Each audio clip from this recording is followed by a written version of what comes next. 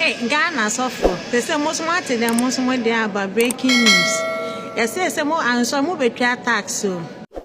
Out of West Science so Eshiesha Bium, in a few days in Parliament, Minister of Local Government, the announcements be babetuja. Now the announcement ni mudi and saying chebia and sorry ayeko. On babe introduce tax, the amomo na assistance now. Oko social media no so TikTokers, Eric Kasa, Abronye, ababe expose NDC for no mo tricky bi omu yuzu. Now you know say this church tax idea no. It began somewhere under the MPP government. But now, amount for no more who did the pan NDC for. Assistance now, oko parliamenter, local government minister Babekasa, na nsembi obobosono, neche se nchebia, sorry ayekono, to your taxes. Na say, eno kokodi in komo, ewo parliament. Mr. Speaker, the PNDC Law 221/1989, the Religious Bodies Registration Law, required churches and religious groups to register with the state. It was controversial but set the foundation for regulating religious institutions. The Religious Bodies Registration Law 1989, PNDC Law 221, was intended to regulate the establishment of churches and religious bodies in Ghana. The key provisions of the law were as follows. No person could establish a religious body without provisional approval from the Religious Affairs Committee. Provisional approval lasted up to 3 months and could be renewed subject to conditions. Religious bodies had to register with the Ministry of Interior and to be recognized. This caused controversy with many churches opposing the law, arguing that it infringed on freedom of religion and gave the government excessive control over religious practice. Mr. Speaker, today churches are registered as companies limited by guarantee with the Registrar General Department, and this gives them legal recognition, the ability to own property and protection under Ghanaian law. However, the Registrar General Department does not publish a single definite number for all churches registered. Regional data and surveys showed that thousands of churches are in the country, including about 2,200 churches registered in Greater Accra alone as of 2025, with 98.1% being single-owner operations and the rest affiliated to larger brands of churches. Extrapolating this one nationwide, it certainly states that several thousands of churches are in the country but not officially consolidated. Mr. Speaker, instead of registration count, the Ghana Statistical Service monitors and tracks religious affiliations of the population.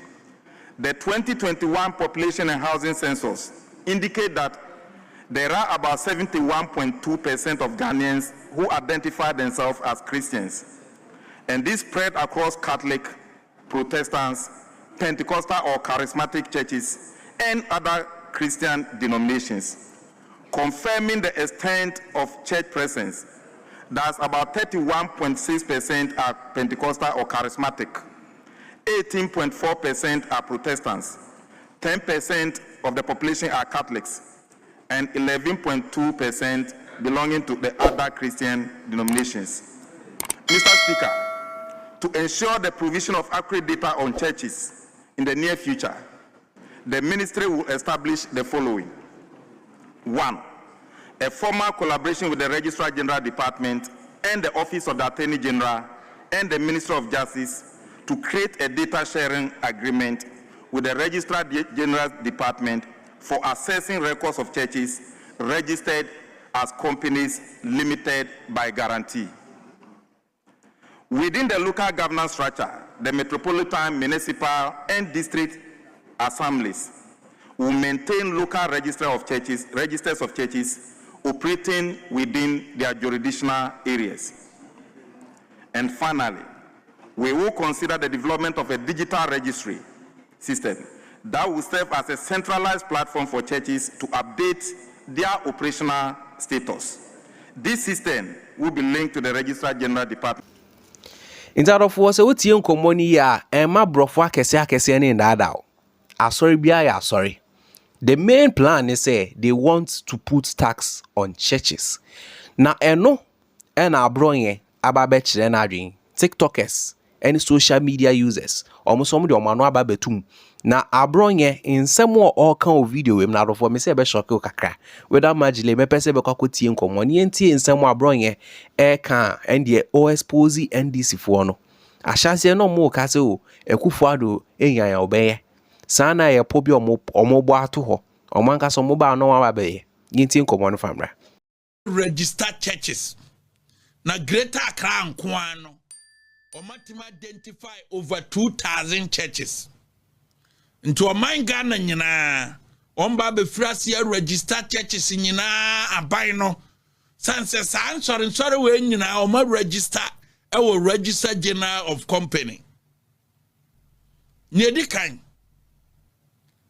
asori bia register na year ewo kwanom faso yom registration yebeka ho asem na on the floor of parliament no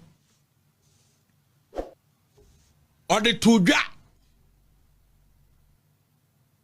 say and sorry do na tutro single owner operations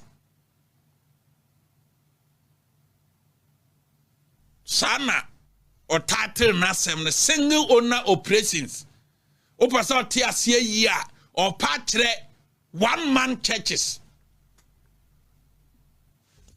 into all can't say or can a single owner operation no say be ya roja no mo monte brofo or mathemati or dia biri o mani so ene sofuna na no kwasi do ka say ampipi nka o manu ntum koku asem no o mo monte brofo no to say roja ne sa atofo no or say single owner operations no me kira o mu yie mo wate ase say or patre one man churches no they are making money abani President John Dramani Mahama abankire say one man churches no omu making money and one man churches no nko a and all the honorable Ahmed Ibrahim Okasa no or say all the traditional churches no they are making money and ti aban be frase register omu nyina sanse what register general nko a dia ese se utua to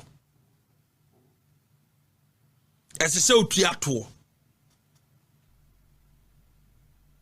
die babeje asori bia wo Ghana ha bia aban babeje o mo tax you see wabona no wabono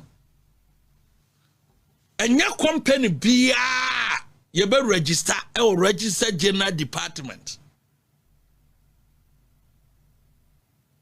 and a profit making organization and a company unima no wabisa no material as a minister no my educate you on company law.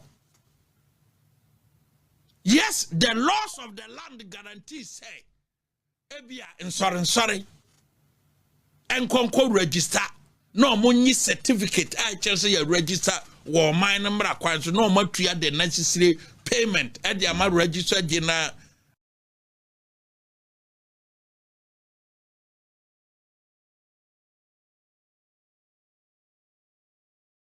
buying her. But company no I wakwa register to say bia okwa register Presbyterian Church of Ghana I am Masoria a non-profit organization actually say enya company wodi baba ye adwuma apesika enya company wodi baba ye adwuma ye den apesika namom eye company wodi baba boatemamufo company wodi baba change social life yeti asori say yeti asori at this social life man for abrabo ye den asesa ye de kanya mesem asono ne je entoboan kakran kakra say enai Woman sisi asori dan bebre. Woman sisi schools are dan bebre. To throw the traditional churches ya yenim ewo kurom ha. Church of Christ, Pentecost, Methodist, Presby, CAC, Apostolic Church, Presbyterian, Roman Catholic, SDA. Over individual churches in this and ne abaya to the single owner operations. Not just almost making money. Until young quadru or more 20 no. Almost was schools at the bois. But the purpose you look at, you can only tax. Sir, in sorry way no based on one registration document. You can only tax them based on the registration document. So, registration document say a business registration company there. Fine, you can tax them. But why are you register? Sorry, say yeah, sorry. Ni say a non-profit making organization. No, on what basis now tax no? And some be what will say NDC. Asofufuo ne binuma ka ne kakra mu bedie ne mu yafunu mudidi enema MPP ya ma oman no na mo mpe emra mo ho no onyankopon hata soro de na onwu ye na ohwe mo because onim se mu binum mo fa nyame adwuma anya onesoma mo asisi aka no kora ne kira mo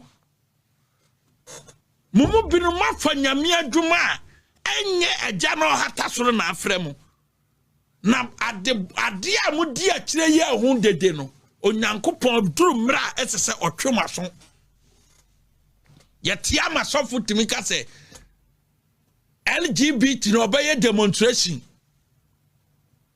and this ba ano akodi appointment ene ubisa no wasem so onkai ene aban so on sign na be no wayi nani no ubisa na onkai because odidi ni akwaso nyina no kire se onyame a yefre no nyame no nyame wo ho ede se ne ono te ho a obekeka wo keka kwase asem se nyame ni ho nyame de wo ho this omo obekeka kwase asem na bekeka se nyame ni ho ba nyame wo ho ni akwaso nyina na President Mahama buying through the local government minister their parliament. Our mobile identify all churches. No, my bed you are motono. A tofu for binum subano mudana dienu. And once to train and yame person chess meme wo, metram semen some wo. Na dia mudia chireno, a year who did the deal won't throw can some. Achira ma sorry ma di good Dr. Mahmoud ba omiani mwase no onyankopon say o boma mane so ochira mu say tumi nyina kokowie a e ba ba wie ono awurade na on ekita tumi no tumi nyina hia onyankopon nyina ne control ni nyina nti mu amodi nkontompo sam edidi akire ana President Mahama onyankopon wo soro ohwemo monamo amoto nyina ohu Ghana suffer pese mosmate dem mosmo dey about breaking news say mo anso mo betwa tax so Ghana nko na etimi twa betting tax mu edit tax kokoto insure so I just say Ghana nko a minti bi da say dem obi an compare no mo obi ameye fe. They say President Mahama do baby ye here reset Ghana into Bia Bajin share. Send the cocoa farmers for a job with their cool, their show mubotum. No, I suffer for more beer made the debut and we have some most winting with their cool, because Canada more generous or in a Dawson. Or big sick at that bang and a Ghana, ye GDB. And Wintino may say.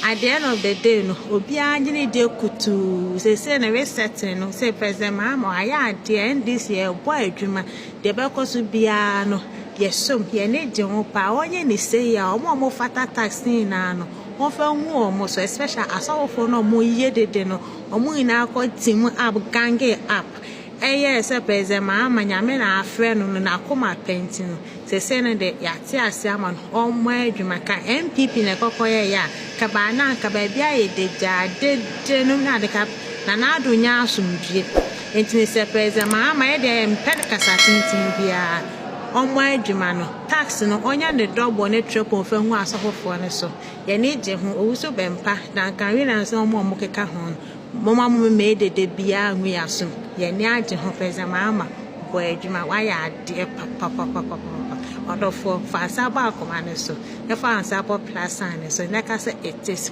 possible 2028 year basa kakai no in that of was out here common send ye kwa it is what it is. This year on the ababeto jano e we an share and I'm sure say a Christopher Diaba definitely they will bring the Muslims home. Na Ghana na ankasa metena se na medwi ho hye nyoba bi o mo a odwi ho a wonti ase we get more church in Ghana than companies.